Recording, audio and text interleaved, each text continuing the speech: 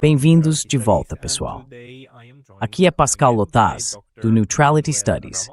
Hoje estou novamente com o Dr. Manuel Ramos, professor associado do Departamento de Antropologia do Instituto Universitário de Lisboa. Manuel, bem-vindo de volta. Bom dia. Bom dia. É um prazer estar aqui novamente. Fico feliz em tê-lo aqui porque você me chamou a atenção para uma pesquisa que está fazendo sobre comunidades epistêmicas e como as coisas são enquadradas, basicamente, sobre narrativas. Talvez possamos começar por aí. Você acabou de me contar uma observação muito interessante antes de começarmos a conversar, que é o fato de estarmos no início de março, agora já em meados de março, dia 12, e nós não estamos falando sobre Bucha. Esta é, claro, a quarta comemoração de Bucha, algo que costumava ser um ponto narrativo muito importante para o entendimento ocidental da guerra na Ucrânia. E agora não estamos falando sobre isso. E nessa poderia ainda um pouco ensuing the gourd. Por que isso acontece?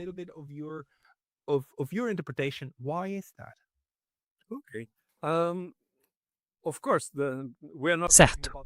Claro, não estamos falando de Bucha porque estamos, de forma um tanto constrangedora, falando de Minabe, o que aconteceu em 28 de fevereiro, que foi o início da Terceira Guerra do Golfo. Isso me faz lembrar, ou deveria nos fazer lembrar, que os romanos também tiveram 3 guerras, as 3 guerras púnicas. Não sei se há alguma analogia real aí, mas vamos ver. De qualquer forma, estamos na Terceira Guerra do Golfo, e Minabe foi a cena de abertura dessa guerra. De certo modo, pelo menos em termos narrativos. Então, como isso coincidiu mais ou menos com o 4º aniversário de Bucha, de repente, Bucha desapareceu da mídia.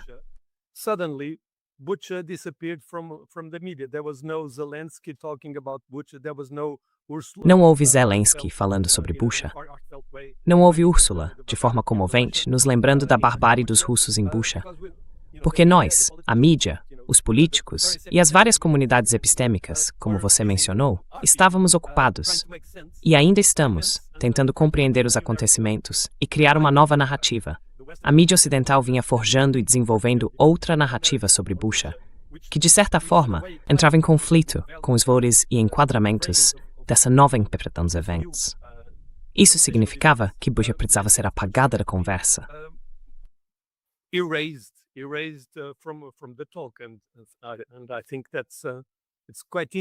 E eu acho isso bastante interessante, porque o que estou pesquisando agora, de certa forma com colegas do Departamento de Matemática do meu instituto, é uma maneira de aproximar as ciências sociais da computação e da ciência algorítmica. Nós temos desenvolvido isso. Eu chamei de brincadeira de algoritmo oposto. A ideia é tentar... é impossível ser neutro, é claro. Quero dizer, encontrar o ponto nulo da neutralidade é um mito.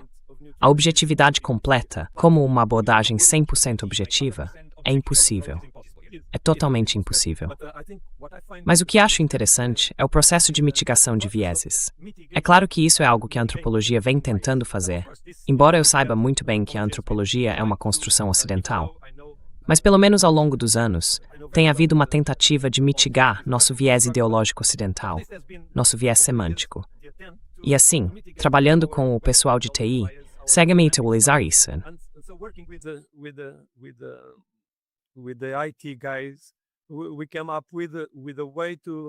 Como as narrativas se desenvolvem a partir dos acontecimentos?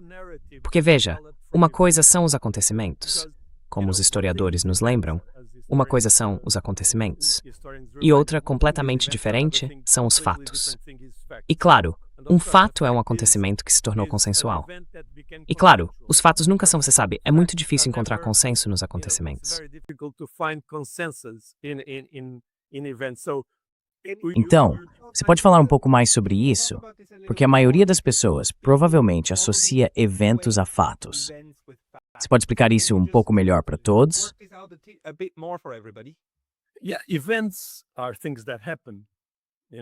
Sim, eventos são coisas que acontecem. Você sabe, coisas acontecem no mundo. Mas passar de eventos para fatos, porque como Michael Stanford, acho, mencionou, você não pode tocar um fato. Ele pertence à ordem da imaginação, ou à ordem do mundo. Você não encontra fatos no mundo. Um fato é um consenso. É preciso concordar que algo aconteceu. E uma vez que todos concordam que algo aconteceu, então você tem um fato. Mas, se não há concordância de que algo aconteceu, ou de que partes desse evento aconteceram, então você não tem um fato. Assim, criam-se narrativas a partir de fragmentos de eventos que se transformam em fatos parciais, porque existe uma comunidade epistêmica, uma comunidade de crença, que acredita que aquele evento levou à criação de um fato.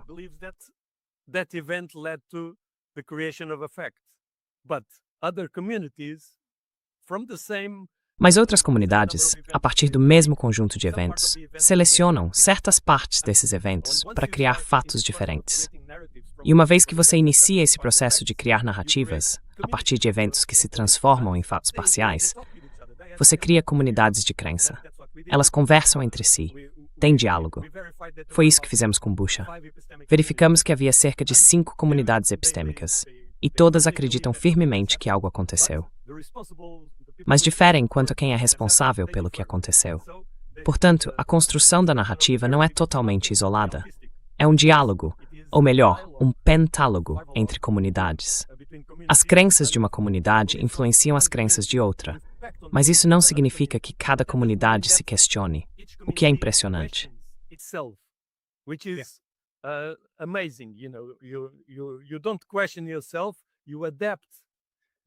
Você não questiona a si mesmo. Você adapta as novas narrativas de outros para fortalecer seus próprios fatos. E assim surgem comunidades epistêmicas divergentes. Isso nem sempre acontece. No caso de Busha, de repente não há mais comunidades, porque todos esqueceram o assunto. Mas isso não significa que houve uma convergência de crenças. As crenças continuam totalmente divergentes, mas como não se alimentam mutuamente, acabam sendo esquecidas. Existem muitos casos em que comunidades epistêmicas podem alcançar convergência. Não é uma convergência fácil, nem livre de pressões hegemônicas. Fizemos uma análise muito interessante sobre a construção bíblica de Jesus nas comunidades rabínicas e em várias comunidades cristãs primitivas.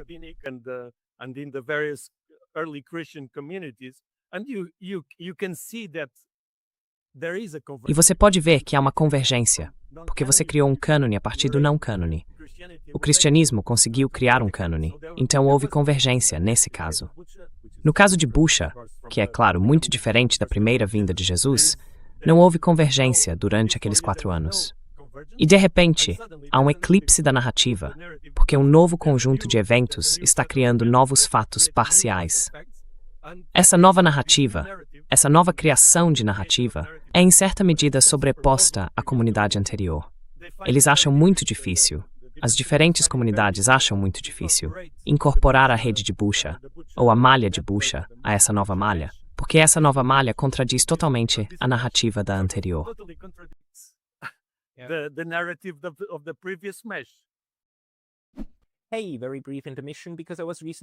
Ei, uma breve pausa porque eu fui recentemente banido do YouTube.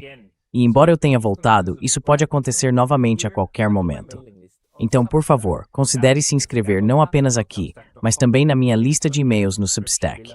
É pascalotas.substack.com. O link estará na descrição abaixo. E agora, de volta ao vídeo. Acho isso muito importante e fascinante, porque até hoje não temos uma narrativa comum sobre a guerra na Ucrânia. E mesmo dentro da guerra na Ucrânia, sobre ocorrências ou eventos individuais, como você mencionou. O interessante que você está destacando é que você tem uma compreensão relacional do termo fato, ou uma compreensão sociológica. Quero dizer, poderíamos entrar no campo filosófico e perguntar se podem existir fatos sem humanos, mas não vamos por esse caminho. Vamos apenas dizer, ok, a definição que você está trazendo aqui... Sim, o motivo é que, bem, como você sabe, se uma folha cai de uma árvore e ninguém a vê, a folha realmente caiu da árvore? Claro que não. Não precisamos ir tão longe. Mas se aceitarmos essa ideia, o entendimento sociológico de um fato como algo sobre o qual um grupo de pessoas concorda, então isso significa que precisamos entender os grupos. E é isso que você quer dizer com essas comunidades epistêmicas. Você poderia talvez me dizer quais são as 5 comunidades epistêmicas que você identificou para o evento de Busha?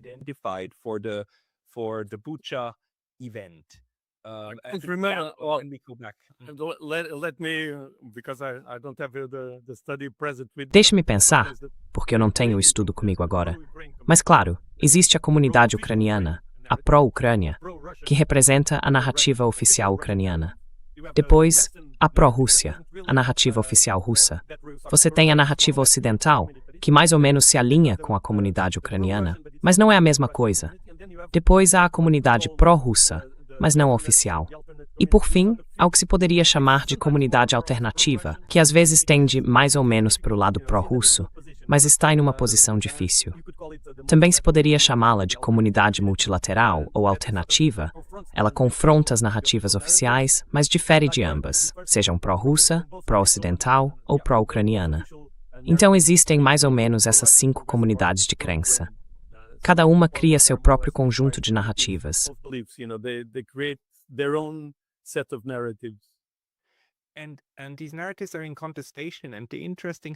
Essas narrativas estão em disputa.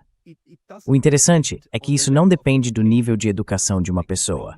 De um extremo ao outro, até entre as pessoas mais inteligentes nas universidades, encontramos indivíduos em todos os campos que aceitam uma narrativa ou outra, porque acreditam que os fatos concretos, ou as evidências que encontramos, sustentam sua interpretação. E então acabamos com esse problema de ter que explicar porque outras pessoas inteligentes ou respeitáveis na sociedade não estão no nosso campo.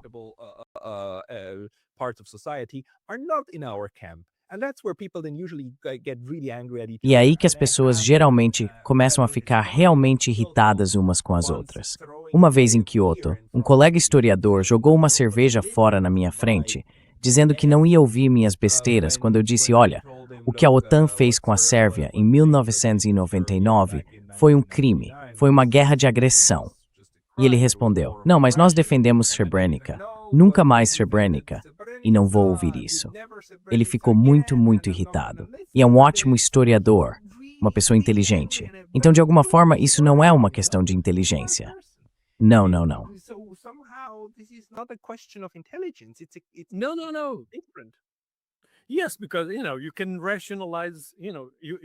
Sim, porque você pode racionalizar, pode ter diferentes estratégias, sabe?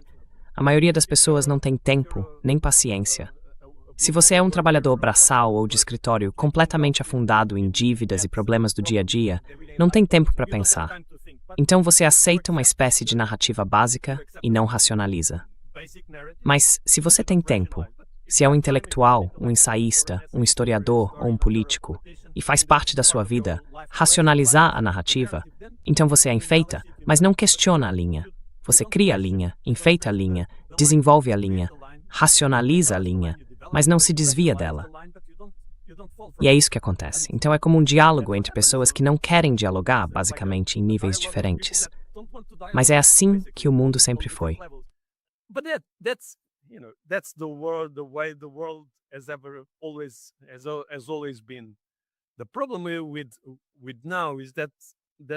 O problema agora é que a estrutura da mídia permitiu o desenvolvimento e a consolidação dessa narrativa. Não é falta de informação. As pessoas não carecem de informação.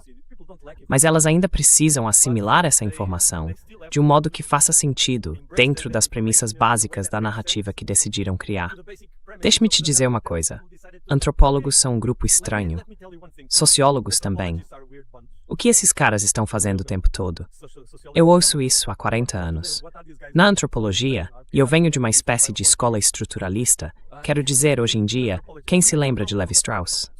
Pouquíssimas pessoas. Mas o que acho interessante agora é que o lugar onde pessoas como Levi-Strauss e o desenvolvimento de modelos estruturais ganharam força é na narratologia, isto é, com o pessoal de TI, com o pessoal de Big Data. With the IT people, with the people of the big data. That I find very interesting. E isso eu acho muito interessante. Ou seja, antropólogos e cientistas sociais deixaram de desenvolver modelos para compreender narrativas. E é basicamente isso que o modelo estruturalista era. Você tem diferentes mitos, tem diferentes variações de mitos, e tenta compreender o todo. Como diria Levi-Strauss, o mito é a totalidade de todas as variações. Portanto, Não existe um mito que seja mais verdadeiro do que outro, ou uma variação que seja mais verdadeira do que as demais. Para compreender um mito, ou um conjunto de eventos, ou um conjunto de fatos históricos, é preciso ouvir todas as variações e tentar ver onde elas coincidem, como cada variação transforma a outra.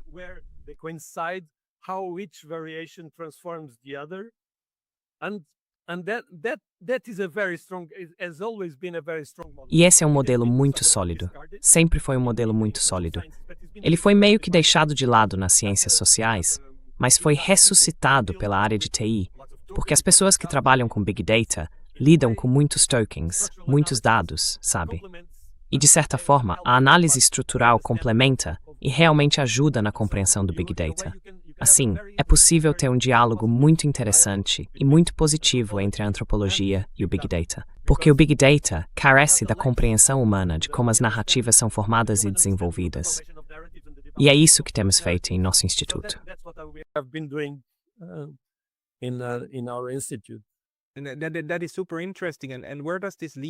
Isso é super interessante. E aonde isso te leva? Para mim, que trabalho com relações internacionais, sempre foi muito claro que os livros de história são escritos pelos vencedores das guerras. É por isso que geralmente lembramos daqueles que venceram. Tipo, eles eram os mocinhos, né? Que sorte a nossa, os mocinhos. Não. Os mocinhos sempre vencem, porque são eles que escrevem as histórias sobre isso e assim criam os fatos que acabamos lembrando. Juro por Deus, se Hitler tivesse vencido a Segunda Guerra Mundial, nós o lembraríamos como mocinho. Tenho absoluta certeza disso. Claro que depois, tipo 50, 60 anos depois, quando essas pessoas já morreram, aí vêm os historiadores e mudam o quadro. É por isso que, de repente, até na Rússia, você passa a lembrar de Stalin de um jeito um pouco diferente, e na China surge um novo discurso sobre Mao. Mas isso vem muito tempo depois do acontecimento. Agora, a que sua pesquisa nos leva em termos de como essas comunidades epistêmicas interagem entre si.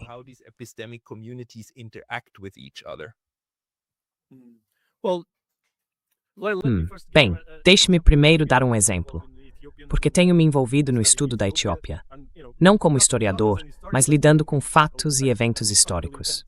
O que aconteceu nos séculos XVI e XVII no norte da Etiópia foi um choque de culturas realmente impressionante. Não um encontro de culturas, mas um choque. Foi nesse momento que os jesuítas católicos chegaram à Etiópia, um país ortodoxo, e tentaram converter os reis e o povo da ortodoxia ao catolicismo. E isso levou a todo tipo de acontecimentos, revoluções e rebeliões na Etiópia, porque não se pode transformar à força um ortodoxo monofisita em um católico difisita de um dia para o outro. E assim, é claro, a narrativa geral, ainda hoje na Etiópia, baseia-se em parte no que os jesuítas escreveram.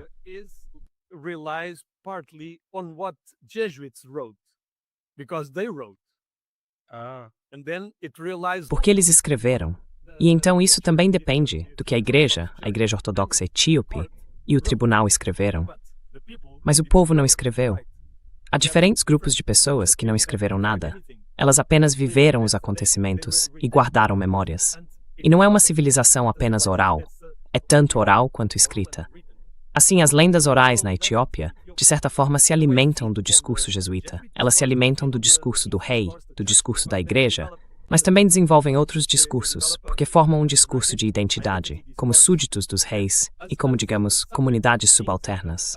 Elas têm uma voz, têm sua própria voz, mesmo que essa voz não chegue à escrita. É o que chamam de afataric, isto é, história oral.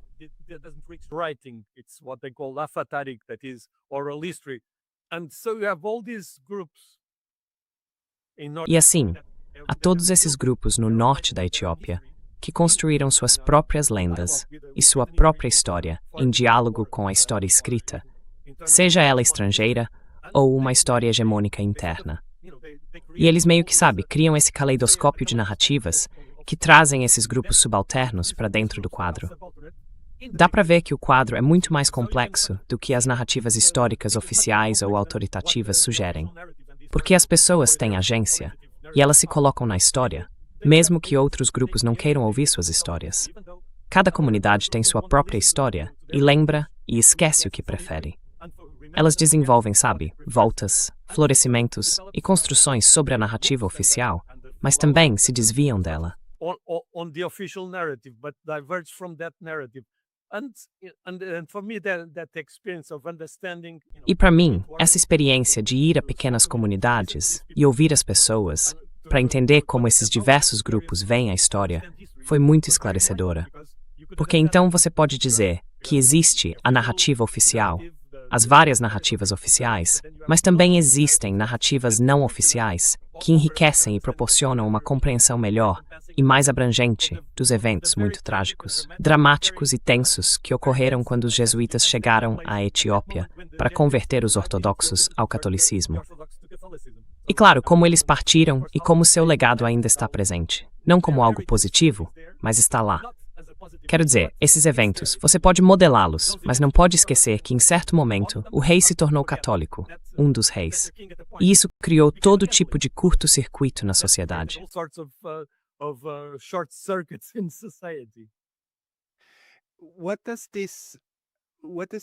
A que essa pesquisa nos leva quando se trata da nossa forma coletiva de compreender os acontecimentos? E sabe, talvez também ao poder dessas narrativas. Quero dizer, todos nós sabemos que a propaganda se baseia na capacidade de um grupo impor sua interpretação do mundo a todos os outros e depois exigir adesão a ela. E que isso também é uma ferramenta de poder, e assim por diante.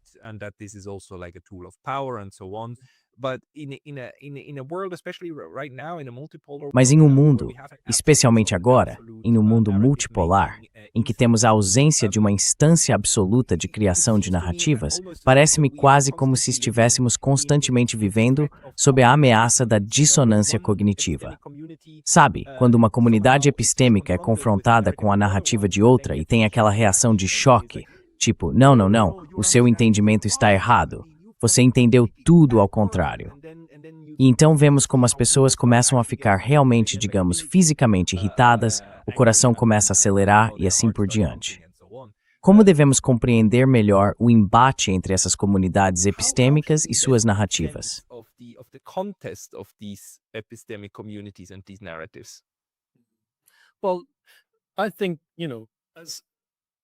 Bem, eu acho que, sabe, como cientistas sociais, e relações internacionais é uma ciência social, assim como a antropologia, quero dizer, não vamos entrar no que é ciência hoje em dia, porque isso é um assunto entediante. Mas sabe, precisamos perguntar. Nós intervimos no mundo. Sabemos que não somos neutros. Somos ecos da pesquisa. E eu vivencio isso todos os dias. A pesquisa é condicionada, moldada e impulsionada por políticas públicas. A União Europeia, por exemplo, financia uma linha de pesquisa, mas não outra, porque há um interesse político em apoiar certos grupos de pesquisadores e não outros, e certos tipos de pesquisa e não outros.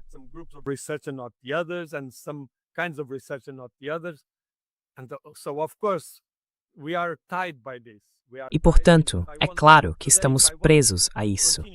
Estamos amarrados. Veja, se eu quiser hoje continuar trabalhando com memórias orais da Etiópia do século XVI, ninguém vai me dar dinheiro. Se eu disser não, quero estudar o conflito, como os conflitos étnicos e religiosos estão fragmentando a Etiópia, então sim, há dinheiro para isso, porque nós na União Europeia queremos saber algo sobre a Etiópia. Mas não queremos saber sobre história oral do século XVI. Então, a pesquisa é condicionada, claro, e sim orientada por políticas.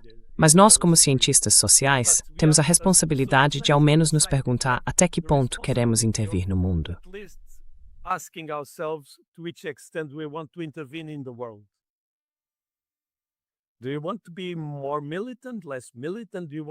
Você quer ser mais militante? Menos militante? O que estamos fazendo? Acho que, pelo menos na minha zona de conforto, agora, prefiro não intervir no mundo em termos de políticas. Ou seja, ser crítico, manter uma mente crítica e, na medida do possível, ser neutro.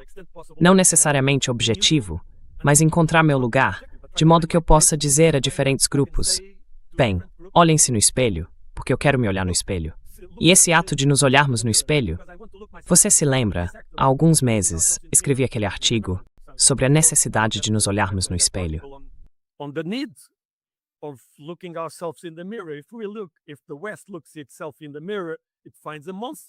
Se o Ocidente se olha no espelho, encontra um monstro. nós nos descobrimos como um monstro. Não queremos ser monstros, mas somos monstros. E foi exatamente isso que aconteceu. Esse é o problema para mim agora.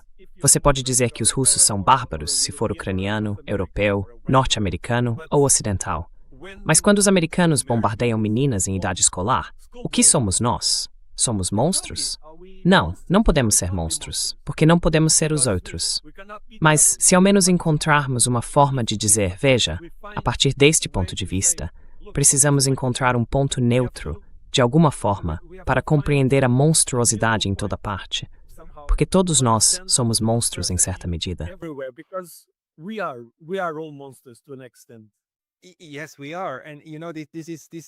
Sim, estamos.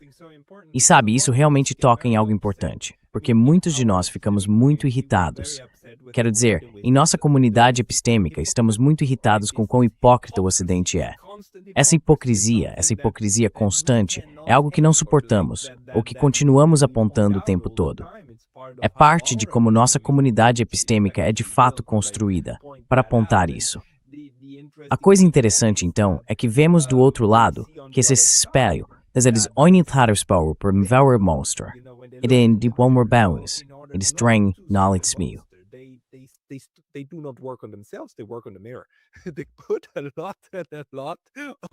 Eu coloco muitas estruturas narrativas diante do espelho para fazer o monstro desaparecer, certo? Em vez de mudar. E isso é um evento tão dramático. De certa forma, o que você está fazendo me lembra muito o que conheço do trabalho de prevenção da violência, sabe?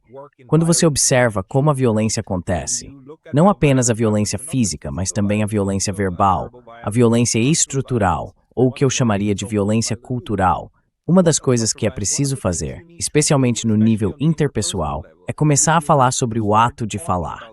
Você faz metacomunicação para entender onde a violência começa e como ela é causada.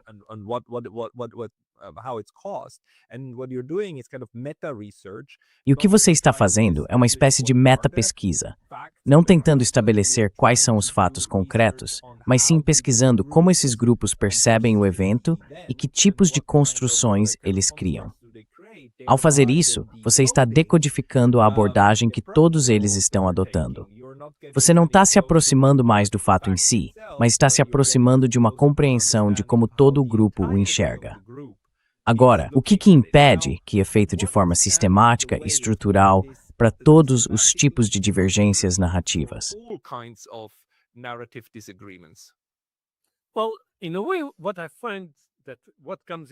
Bem, de certa forma, o que eu percebo que interfere, há 2 pontos que devemos lembrar. Um é que, em grande medida, mesmo em termos de computação, de direito internacional, de economia, o Ocidente criou uma marca. É uma marca que não vai desaparecer tão cedo.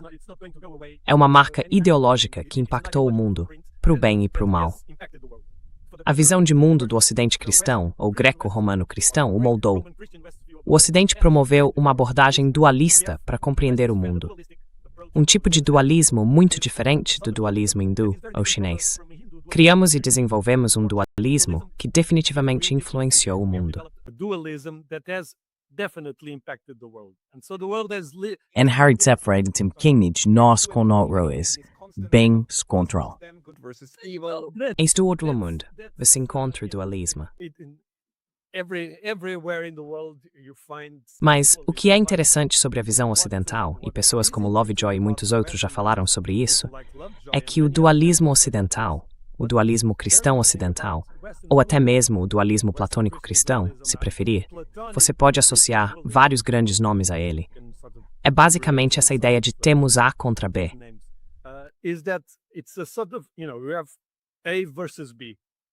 Certo? Sim, mas você pode dizer, sabe, que há um par conceitual, duas categorias opostas. Mas, para que as categorias sejam opostas, primeiro é preciso encontrar as semelhanças, e só então se encontra a divisão. E no Ocidente, acreditamos que essa divisão é intransponível. Sabe, você tem o bem versus o mal. Não pode haver um bem-mal, não pode haver um mal-bem. Tem que haver bem versus mal. A divisão é intransponível. E Lovejoy, nos anos 1930, falou sobre como somos herdeiros e portadores do pensamento platônico. Isto é, na alegoria da caverna, você não pode ir em direção à luz. A separação entre sombras e luz é intransponível. Mas isso é o dualismo ocidental. Outros dualismos não implicam intransπonibilidade. Ou seja, é possível compreender que no Yang há um pouco de Yin e no Yin há um pouco de Yang. There's a bit of yin. In yin, there's a bit of yang. That is, you have properties that are shared. Ou seja, você tem propriedades que são compartilhadas pelos lados opostos. Mas a visão ocidental não permite, sabe, categoricamente não permite, a aceitação de que há um pouco do outro em mim e de mim no outro. Entende? E isso é muito poderoso. É uma construção semântica, ideológica, filosófica e ontológica muito poderosa. Mas é uma construção. É poderosa, mas não é uma realidade. Não é assim que o cérebro funciona. Era isso que eu queria dizer. Acreditamos que o cérebro funciona dessa maneira a ponto de termos criado um computador, não a imagem do nosso cérebro, mas a imagem de como pensamos que o cérebro funciona. Então, se os indianos ou os chineses tivessem desenvolvido o computador na década de 1940, teríamos um sistema computacional completamente diferente. Sabe, a computação seria diferente.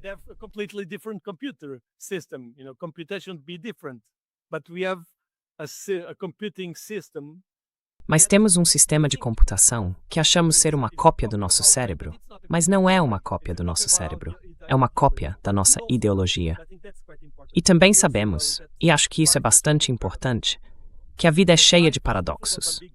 A vida é cheia de ambiguidades, e nossos conceitos e nossas visões de mundo são cheios de ambiguidades, reversibilidades e paradoxos. Mas a forma como o Ocidente lidou com a racionalidade afastou uma compreensão mais rica do paradoxo. Ainda assim, sabemos que o paradoxo está lá. Se você diz que Jesus nasceu, bem, olhe para Jesus. Jesus nasceu, mas Jesus é o Filho de Deus e é Deus. Portanto, ele é o Criador.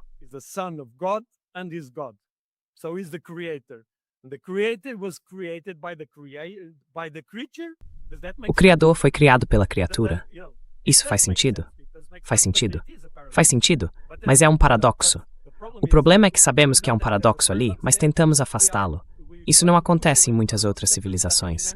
O paradoxo não é um obstáculo à racionalidade, é uma forma de desenvolver a racionalidade. E assim, o problema hoje é que a estrutura ideológica ocidental está desmoronando. No Ocidente, não queremos compreender as possibilidades de outras estruturas ontológicas. E eu acho que esse é o problema. Claro, sempre foi o problema tentar compreender outras estruturas semânticas, filosóficas e ontológicas.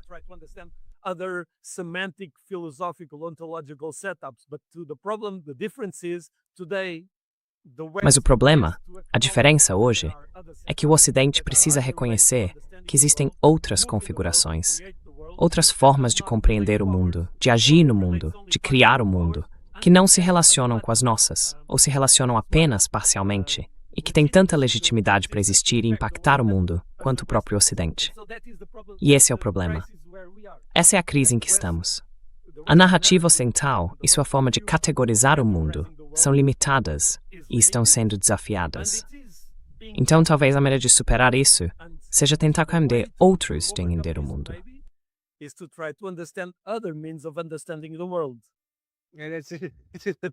É um ponto muito bom. É apenas uma proposta muito difícil de vender, porque especialmente no campo político, a abordagem costuma ser dizer não, os outros é que estão errados. Ou como diria o Sr. Borrell, no jardim nós acertamos porque fomos nós que inventamos a ciência, certo? Todo o resto é que não é científico o suficiente. E claro, todo esse discurso, o discurso racionalista, faz parte desse problema. Pensar que fatos são fatos e que tudo o que você precisa fazer é cavar o suficiente e então vai conhecê-los. E qualquer um que não os aceite é um idiota ou uma pessoa má, certo? É, exatamente.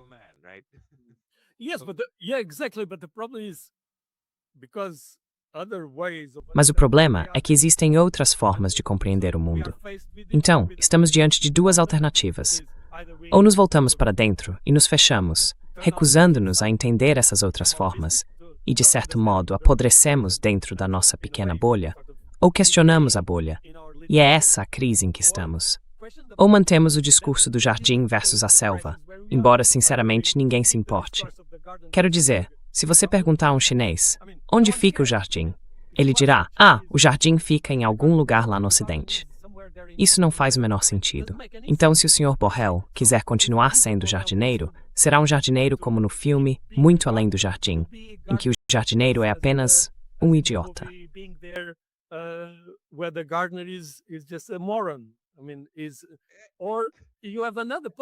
Quer dizer, ele é.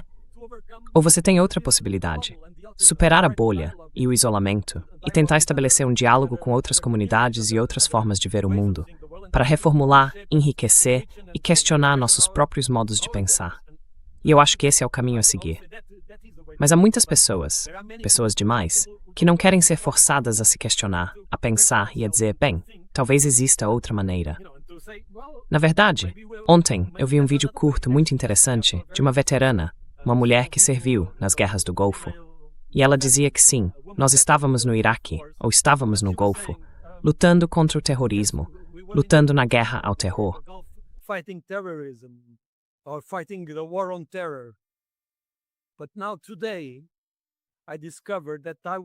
Mas agora, hoje, eu descobri que eu era o terrorista. Quero dizer, é preciso muito para conseguir aceitar isso. E é isso que eu acho que precisamos fazer. Sabe, nós portugueses dizemos, as guerras são lá fora, não temos nada a ver com elas. Isso não é verdade.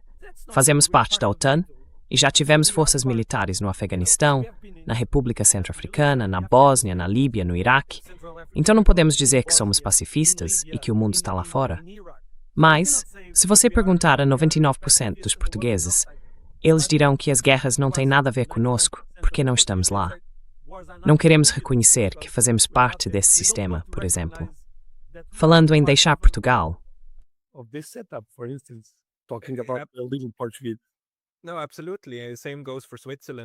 Não, absolutamente.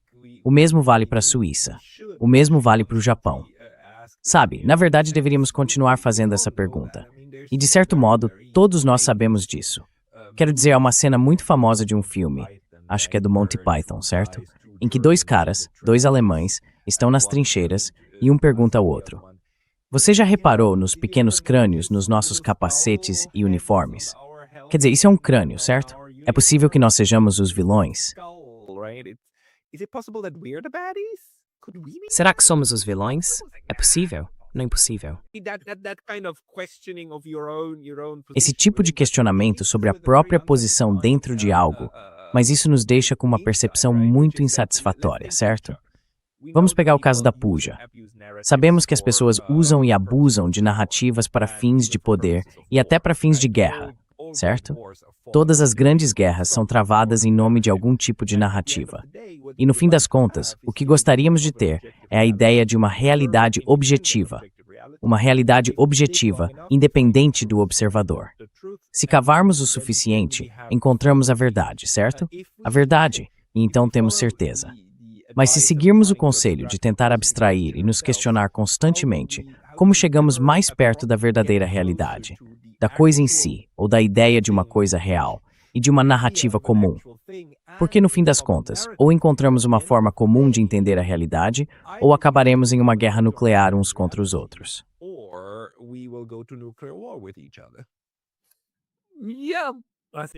Acho que vou ficar com a segunda opção, basicamente, porque... Não, isso nem precisa ser dito. Stuff with Dupay.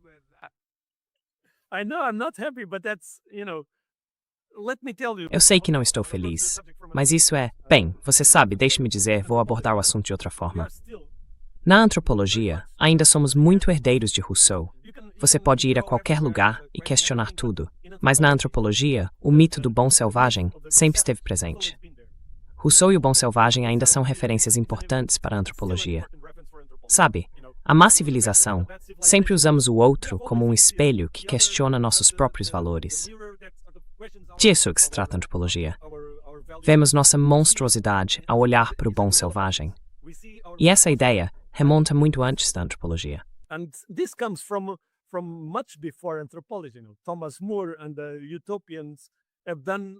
Thomas More e os utopianos fizeram isso. Thomas More, Voltaire, Campanella, todos eles, Bacon, criaram a imagem do bom selvagem, e o bom selvagem, de certo modo, projeta a imagem do monstro sobre nós. Assim, a antropologia e a filosofia política sempre usaram o selvagem, o bom selvagem, para criticar a sociedade ocidental. Foi assim que as coisas se desenvolveram historicamente. O problema é que o bom selvagem não é necessariamente um bom selvagem.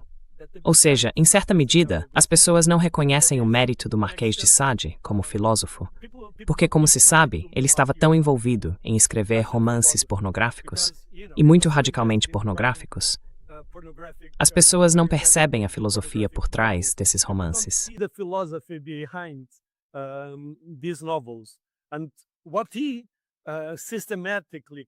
E o que ele afirma sistematicamente é um ponto de vista totalmente oposto ao de Rousseau. Ou seja, a natureza humana não é uma natureza boa. A natureza humana é inerentemente pior do que má. E o problema na antropologia é que ouvimos demais Rousseau e não o suficiente o Marquês de Sade. Mas sabemos que os seres humanos são... Todo mundo meio que sabe, mas não queremos reconhecer que fazemos parte disso. Somos inerentemente destrutivos. Sabe, vemos outro grupo e nossa tendência é destruí-lo. Quero dizer, sempre foi assim. É a história do mundo. Somos criaturas agressivas, imensamente agressivas. E não há muito o que possamos fazer a respeito.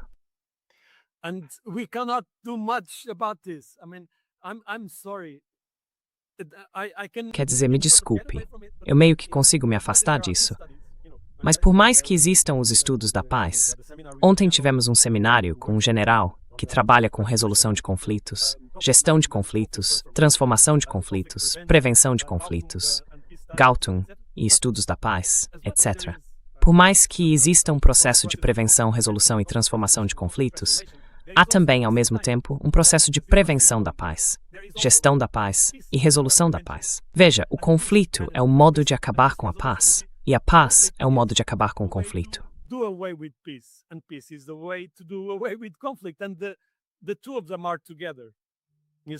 E os dois andam juntos, entende? Se trabalharmos apenas na prevenção, gestão e resolução de conflitos, estaremos ignorando que o conflito também é provocado pela paz.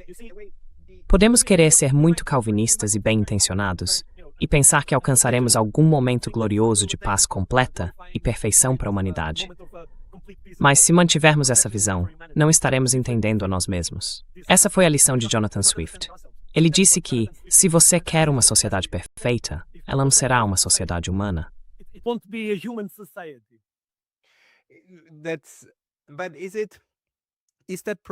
Mas esse problema está realmente enraizado na própria natureza humana, ou está enraizado na forma como funcionamos uns com os outros? Porque eu argumentaria que se duas pessoas se encontrarem, ambas bem alimentadas, vestidas, abrigadas, e nenhuma se sentir ameaçada, se essas 4 condições forem atendidas, então elas não vão sacar uma faca e se matar, mesmo que sejam as últimas pessoas na Terra. Mas o problema surge quando há grupos maiores que começam a criar narrativas sobre os outros, e assim por diante, é aí que esse tipo de momento destrutivo começa. E podemos ver isso agora com a narrativa que foi construída novamente sobre o Irã. Nos últimos anos, vimos várias vezes como essas narrativas sobre o Irã foram criadas, depois infladas e em seguida desapareceram novamente.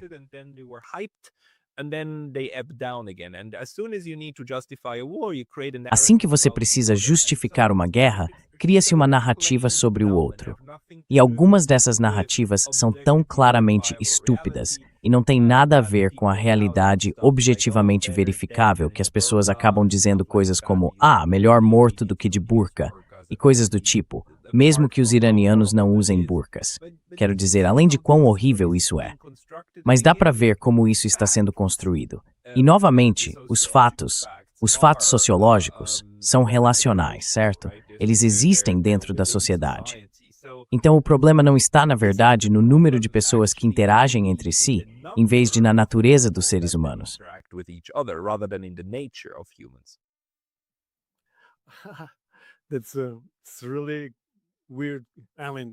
Isso é realmente estranho. Bem, quero dizer, é uma ótima pergunta.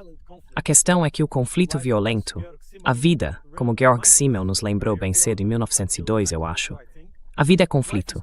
Todas as relações humanas são conflituosas. E o conflito faz parte da vida. Não há problema nisso. A ideia de que a cooperação de alguma forma exclui o conflito não faz sentido. O conflito faz parte da vida cotidiana. E tudo bem. Existe o bom conflito, o conflito produtivo, e existe o construtivo, certo? Então um deles devemos apreciar e o outro devemos tentar. Sabe em que momento cruzamos a linha entre o conflito não violento e o conflito violento? E veja, você mencionou destrutivo, é destrutivo. Mas esse conflito destrutivo não é também construtivo. Ou seja, se...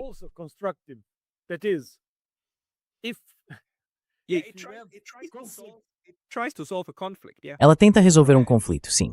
A violência é um mecanismo de resolução de conflitos. Exatamente. Mas não é um ao qual eu acho que devamos aspirar moralmente. Claro.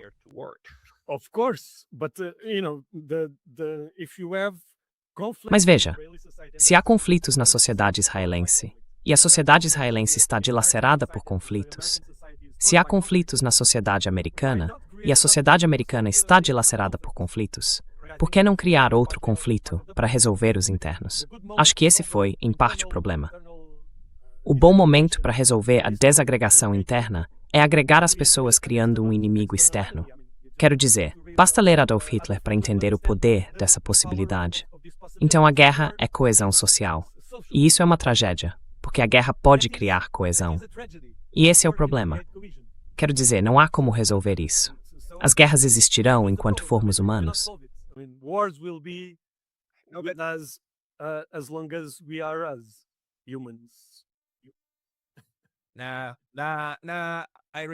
Não. Eu rejeito isso. Espero que possamos resolver. Mas eu gostaria de entender. Para resolver, precisamos, quero dizer, o que você está sugerindo é esse tipo de compreensão das comunidades epistêmicas. Até que ponto você acha que podemos levar esse processo adiante, para criar pelo menos um entendimento e uma narrativa comum sobre as diferenças entre as narrativas? Fazer com que todos esses 5 grupos sobre Bucha concordem que sim, é assim que todos existe, intuit the stem que sterigset. Improportum pomoth.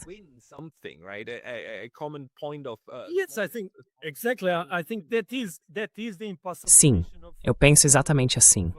Acho que essa é a missão impossível para pessoas como nós. Veja, você pode tentar educar, pode tentar alertar. Quero dizer, de certa forma, até certo ponto, esse é o nosso dever. Mas também precisamos aceitar que somos os bobos na corte do rei. Sim, mas há um lugar importante para o bobo na corte do rei.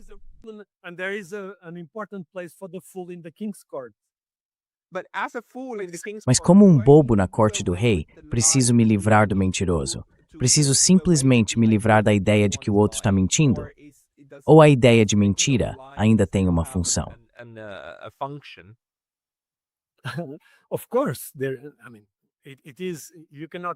Claro. Quero dizer, não dá para acabar com a mentira. Os seres humanos são mentirosos por natureza. E também somos crentes por natureza. Sabe, para mim, isso é algo impressionante. Nós sabemos que os políticos mentem o tempo todo. E acho que isso é o mais surpreendente sobre Donald Trump. Como tema, ele é uma figura fascinante, porque todo mundo sabe que ele mente o tempo todo. Quero dizer, ele é muito honesto em ser um mentiroso. Ele é o político mais honesto, porque é o mentiroso definitivo.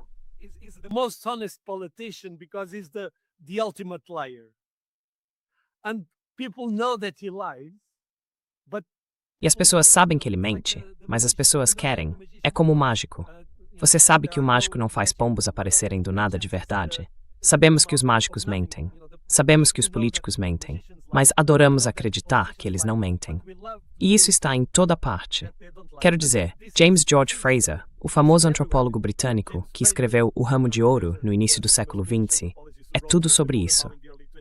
Sabe, somos crentes compulsivos em mentiras.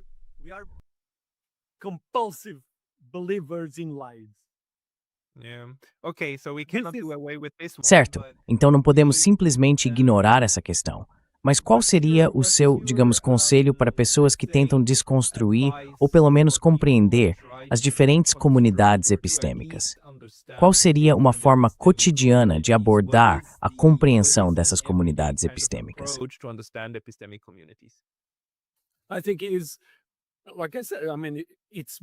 Acho que é como eu disse sobre ser um apóstata. Sabe, tentar não fazer parte de uma comunidade epistêmica. Tentar ser o mais neutro possível, porque talvez esse seja um bom exemplo. Quero dizer, há uma história chinesa muito famosa, a história sobre o incêndio na floresta. Há uma cegonha carregando água de um lago muito distante, para apagar o fogo. E outro pássaro diz: olhe, o que você está fazendo? Você tem um bico muito fino, está carregando apenas uma gota de água. Você nunca vai conseguir apagar o fogo. E a cegonha responde: bem, mas não há mais ninguém. O que posso fazer? Não há mais ninguém para apagar o fogo. Eu sei que não vou conseguir, mas morrerei tentando. E acho que é assim que podemos pelo menos estar em paz conosco mesmos, porque o mundo não vai estar em paz tão cedo.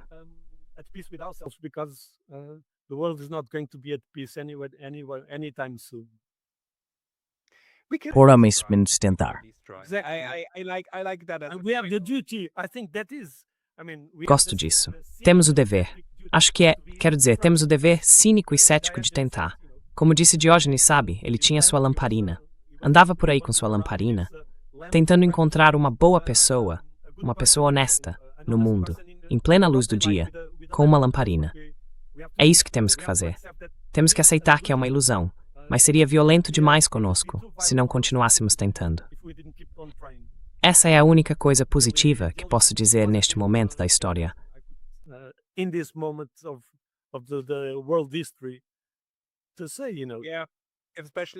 Sim, especialmente em tempos de monstros como agora. Mas também quero acrescentar que ainda tenho esperança de que um dia chegaremos lá, quando finalmente apagarmos esse maldito incêndio. Mas, Manuel, você me deu muito em que pensar. Obrigado por isso. Vou tentar colocar links para todos os seus perfis, assim as pessoas podem encontrar seus vídeos. Agora eu tenho um pequeno Substack. Finalmente Bem, você colocou aquele artigo no Substack. Pessoal, vou colocar o link do Substack do Manuel na caixa de descrição abaixo. Manuel Aramos, obrigado pelo seu tempo. Muito obrigado. Foi um prazer. Tchau.